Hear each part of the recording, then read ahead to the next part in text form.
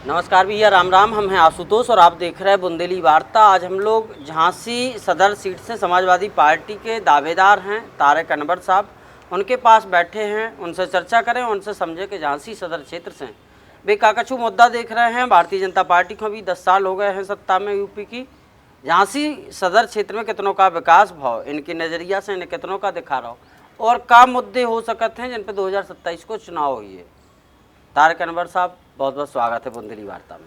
राम राम सभी झांसी वासियों को और आपको, और धन्यवाद आपका कि आपने अपना समय निकाला। जी, क्या है अब झांसी की स्थिति आपको क्या दिखाई दे रही है? झांसी की स्थिति ऐसी है कि बाहर से चमकीला सा डब्बा बना दिया गया है, मतलब बाहर बहुत अच्छी पैकिंग कर दी गई है। अगर आप लाइट से लेके गोल चक्कर काटेंगे आपको बहुत अच्छा लगेगा कि आपको लगेगा कि आप किसी मेट्रो सिटी में आ गए। लेकिन थोड़ा सा आप गलियों में जैसे ही अंदर जाएंगे तो आपको असलियत पता चल जाएगी। जो गलियों में बेसिक जो बुनियादी सुविधा है वो तक नहीं है, चाहे पानी की, चाहे सड़क की हो, जल भराव की हो। कई जगह है बारिश का मौसम चल रहा है, थोड़ा रुकिए, अभी नाव चलती हुई भी आपको दिख जाएंगी झांसी में।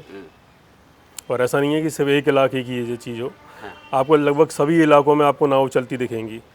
सिर्फ एलाइट से लेके आप गोल चक्कर काट लेंगे वहाँ आपको अच्छा दिखेगा, लेकिन अंदर जाके आपको जो आप झांसी का हाल देखेंगे वो आप देखने लायक नहीं रहेगा। केशव प्रसाद मौर्य जी झांसी आए जी, उनको लेके कयास ये लगाए जा रहे हैं कि वे घने घने आ रहे हैं, झांसी से दावेदारी कर सकते हैं सदर सीट से। ज़रूर कर सकते हैं, क्योंकि रवि शर्मा जी माननीय विधायक जो हैं इतनी बार से जीतते हुए आ रहे हैं, तो उनको देख के उन्हें लग रहा है कि झांसी एक बहुत सेफ सीट है। तो जो इंसान अगर हारा हुआ हो तो वो एक सेफ सीट ही अपने लिए तलाशेगा। तो झांसी से अच्छी उनको कोई सीट नज़र नहीं आ रही होगी अभी। अच्छा, कोई भी आए जी, बसपा बहुत दूर, समाजवादी पार्टी सबसे पहले फोकस में रहती है।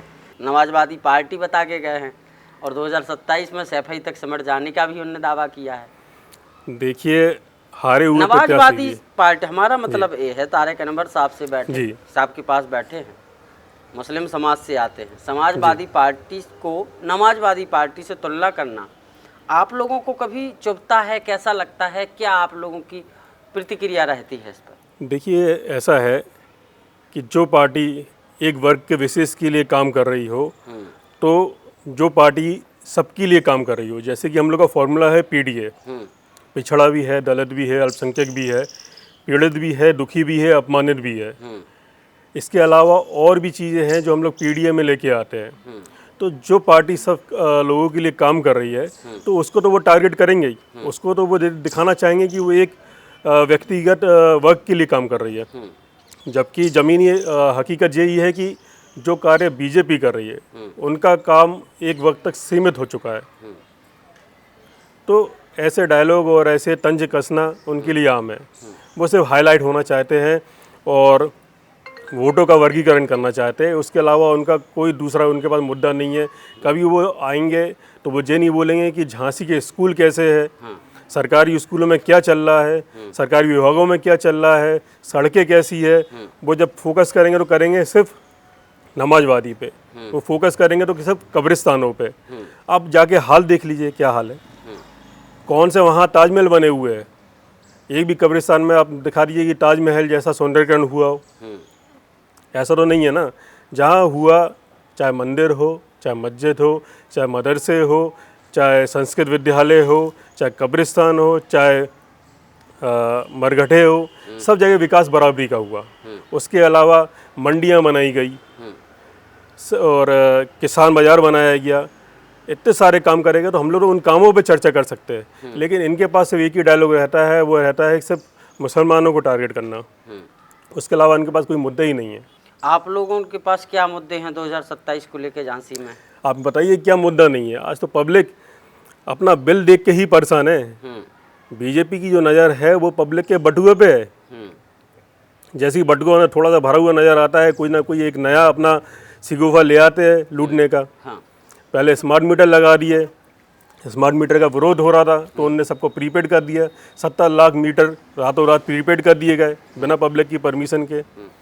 फिर उनको उनने पोस्टपेड करा तो जो स्मार्ट मीटर का विरोध था वो ख़त्म करा लिया। अब पब्लिक उससे उभरी ही थी उनने फ्यूल सेस लगा दिया उनने, हाँ 10% लगाया। अब उसको कितना घटाया है? 4.5%। मीडिया में उनने क्या हाईलाइट करा कि 4.5% कम हो गया है, ये नहीं बताया कि हमने 5.5% बढ़ा दिया है। ऊर्जा मंत्री कहते हैं 7 साल में बिजली के रेट नहीं बढ़े। एक आम इंसान से आप बात करके देखिए, वो बताए कि उसका बिजली का बिल बढ़ा कि नहीं बढ़ा, पिछले 7 साल में उसका बिजली का बिल दुगना हुआ कि नहीं हुआ। तो आप मुद्दा कहाँ नहीं है। पानी जो पानी सप्लाई की व्यवस्था है, आप रात को पैसों नल आते नहीं है, यहाँ पे भी आते हैं, हाँ और यहाँ पानी आ रहा है, वो पानी हमारे मंत्री जी पी के दिखाए, अपने ऑफिस में पिए रोजाना, उसके बाद फिर उस पर चर्चा करें कि वो क्या सप्लाई दे रहा है और क्या पब्लिक को दे रहा है। स्मार्ट सिटी मिला, स्मार्ट सिटी का बजट भी झांसी को मिला। जी, मेयर भारतीय जनता पार्टी का, विधायक भारतीय जनता पार्टी का, सांसद भारतीय जनता पार्टी का, और तमाम जनप्रतिनिधि भारतीय जनता पार्टी के ही अधिकतर हैं। आपके वार्ड का भी पार्षद हो सकता है बीजेपी का है। बीजेपी का है। तो स्मार्ट सिटी में बदलाव नहीं दिखा आपको कि इतना काम हुआ, अटल पार्क बना? स्मार्ट सिटी में बदलाव दिखा है, टैक्स में दिखा है, टैक्स वसूली में दिखा है, गुंडों की जो फौज घूमती है व्यापारियों को धमकाते हुए, वो दिखे हैं। हाँ बाकी फिर मैंने आपसे कहा ना कि स्मार्ट सिटी में आप एलाइट का गोल चक्कर काटेंगे, आपको वही विकास दिखेगा, बस गोल चक्कर में। शहर के अंदरूनी इलाकों में आपको विकास नहीं दिखेगा। जो टैक्स वसूली हो रही है वो गलत हो रही है, पब्लिक पे लादा जा रहा है टैक्स। और जिस हिसाब से स्मार्ट सिटी का विकास आप क्या कहते हैं, स्मार्ट सिटी तब बनेगी जब शहर में नाव तैरना बंद हो जाएंगी। आपका ड्रेनेज सिस्टम क्या है? आपका ड्रेनेज सिस्टम सिर्फ वीआईपी इलाकों तक है। जितनी भी वीआईपी रोडें हैं, आप वहाँ पर ड्रेनेज सिस्टम अच्छा करते जा रहे हैं। क्यों? क्योंकि वहाँ पे आपके नेता रह रहे, आपके पार्षद रह रहे, आपके विधायक रह रहे, आपके सांसद रह रहे, वो तो आपको सही करना है। हाँ लेकिन जो आम नागरिक है उसका क्या? उसके घर के सामने का क्या? उसके घर के सामने पड़े कूड़े का क्या?